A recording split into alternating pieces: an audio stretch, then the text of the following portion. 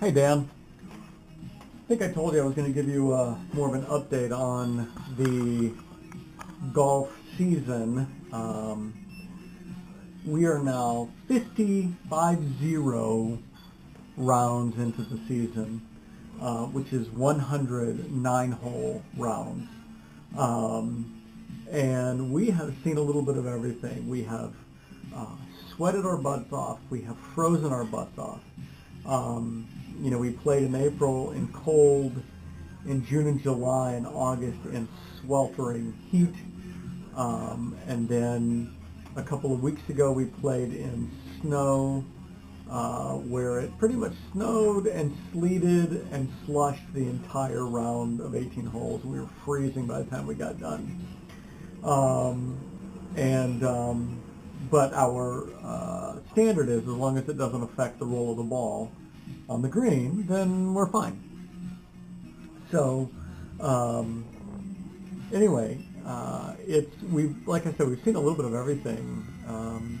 Some awesome play, some terrible play from the both of us. I think I've said this before, but Mike is really actually a better golfer than I am. He's a better ball striker. But if I can get up and around the green within a stroke of him, then usually I can either have or win the hole because I'm better around the green than he is. And that's why we're so evenly matched. Um, so the scores have been, up and down throughout the season. So at the end of April, we were all square, meaning we had the same number of points. So you get a point for winning a 9-hole match, and then you each get a half a point if you tie a 9-hole match, right? So anyway, so we're all square at the end of April. At the end of May, I was one up. At the end of June, we were all square. At the end of July, Mike was one up. At the end of August, Mike was 3 up. At the end of September, Mike was 1 up. And as of right now, October 21st, I am 2 up. So we have 8 scheduled 9-hole rounds left, so 4 more outings.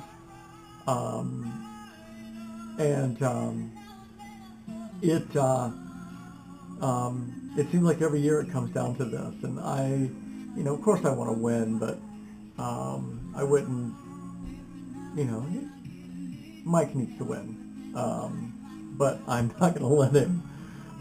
Today was an interesting day, so we couldn't tee off until 11 because it was 26 degrees at 8 a.m., which is when we usually tee off. So we waited until 11, and it was actually pretty nice out. I was wearing long pants, and then like a silk long john shirt with almost like a flannel, cool button-down long sleeve and a toque. So it was it was an interesting day. It was one of those where inevitably I should be 2 up after 2 holes, and inevitably I'm not. It's just lack of focus or whatever it is.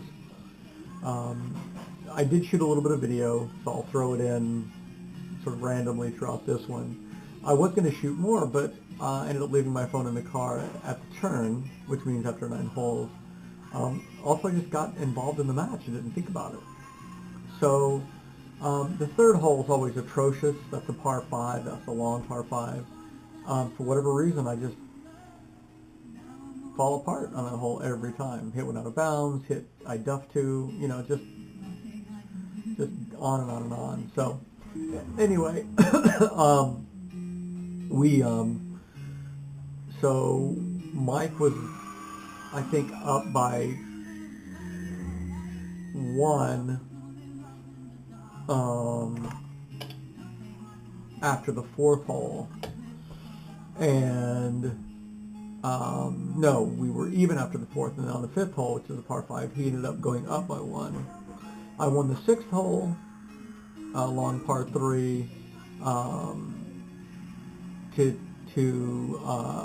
put the match all square, and then we On the 7th hole, which is a big dog leg left, he hits his.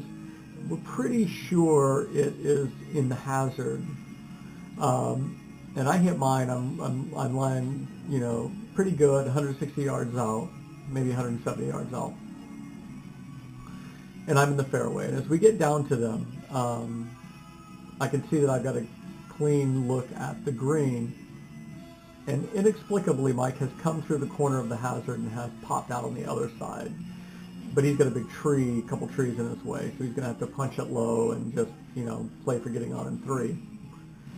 So as I'm helping, I put my clubs down and I'm helping him with first ball, and we see it, and I start walking back to mine, but for whatever reason, I'm walking backwards, and I kick my ball.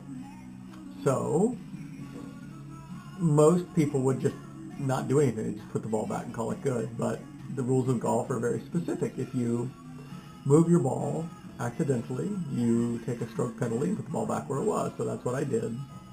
But I was a bit rattled, and I just, ended up, he ended up winning the hole.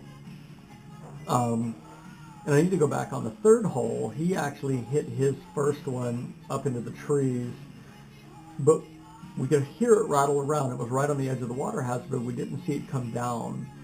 And we play these bright fluorescent pink balls because those are the easiest ones to find in the fall fall leaf cover.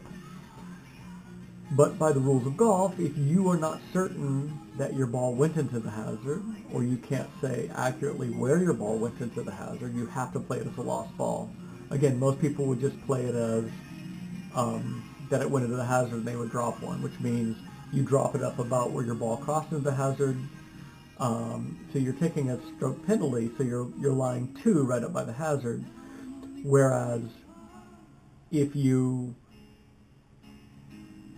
play it as a lost ball, you have to play it back from the tee, which means you get penalty and distance, meaning you have to hit from where you were originally. So now, in order to be up near where your first shot would have been, if you hit your second drive, after the penalty, now you're lying 3. And, he felt that he couldn't say for sure where that ball went, so he had to play it as a lost ball. So anyway, so then we get to, so I kicked my ball on 7. He ends up winning 7.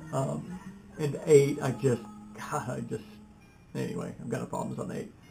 He won 8 to win the match 2-1. So, and then we get on the back 9. He wins 10 and 11, so he's 2 up now. And I win 12, so that he's now, no, he wins 12. So we have 12, so he's still 2 up. We're going into 13, and I hit a really good drive, but I just was right behind one tree, and I end up trying to do this high flop shot thing because it was only 80 yards out, and I hit it fat, and then I hit my next shot into the sand, which is kind of on this hole 13 is this huge, the sand is about, 5 feet right below the level of the green, and the pin was cut right up to the front. So, and Mike is lying 2 right in front of the green.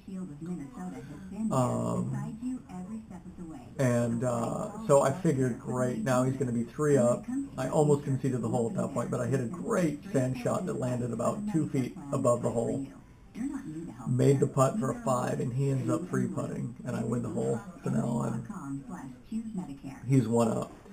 So the next hole, 14, there's a creek you have to really hit a good drive in order to get over the creek. And the wind was blowing right in our face. It was blowing pretty hard. I hit mine. I didn't hit it well, and I thought, that might be in the hazard. Maybe it's not. It might have come up short in the thick rough in front of the hazard. Mike hits his, and I'm like, for sure his is in the hazard. So anyway, so we get up to him. Mike finds his. It's within the hazard, though. So, he can play it. He thinks he's got the ability to hit it. I can't find mine, and I'm having to drop, take a penalty stroke. I hit my next shot into the sand adjacent to the green, so I'm lying 3 in the sand. Mike is able to hit his out of the hazard to within 2 feet of the green, just in the rough right next to the green. So he's line 2. So I'm hoping, of course, for a good sand shot again, and I end up sculling it clear across the green. I mean, I really sculled it. I ended up 20 yards over the green. Now I'm line 4. He's still line 2 right off the green. And at that point, it's like, I'm going to concede. And he's like, you know what? Wait a minute. He said, I was in the hazard and I removed loose impediments from around my ball. Loose impediments are anything that's a natural detritus on the course, twigs, leaves, things like that, which you are allowed to move. So he said, yeah, I moved those things off of from around my ball, and unfortunately, when you are within the confines of a hazard, you are not allowed to remove any loose impediments. And